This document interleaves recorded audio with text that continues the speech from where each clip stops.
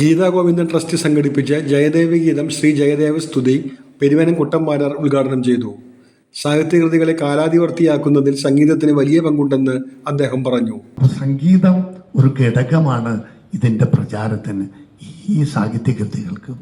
അത് പ്രധാന കവികളുടെ ജ്ഞാനപ്പാനയായാലും സംഗീതത്തോടുകൂടി നല്ല സംഗീതജ്ഞര് യേശുദാസിനെ പോലുള്ളവർ പാടി തുടങ്ങിയപ്പോൾ നമ്മളൊക്കെ അത് പാടാൻ തുടങ്ങി.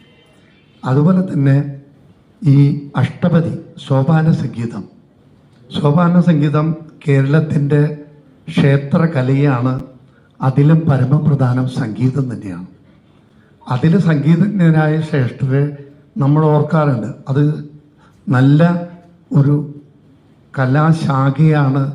അതിന് അതിൻ്റേതായ മഹത്വവും അംഗീകാരവും പണ്ട് മുതലേ നൽകിയിട്ടുണ്ട്. ശ്രീ ജയദേവ പുരസ്കാരം വടക്കേപ്പാട്ട് കൃഷ്ണകുമാറിന് സമ്മാനിച്ചു. 501 കലാകാരന്മാരെ അണിനിരത്തി ത്യാഗരാജ പഞ്ചരത്ന കീർത്തനാലാപനം നടത്തിയ ഡോക്ടർ ശ്രീദേവി അങ്ങാടിപ്പുറത്തിനെ ചടങ്ങിൽ ആദരിച്ചു. ഗീതാ ഗോവിന്ദൻ ട്രസ്റ്റ് ചെയർമാൻ ഗുരുവായൂർ ജ്യോതിദാസ് അധ്യക്ഷത വഹിച്ചു. ശ്രീ വത്സൻ തെയ്യാടി മുഖ്യപ്രഭാഷണം നടത്തി. അമ്പലപ്പുഴ വിജയകുമാർ മുഖ്യാതിഥിയായി.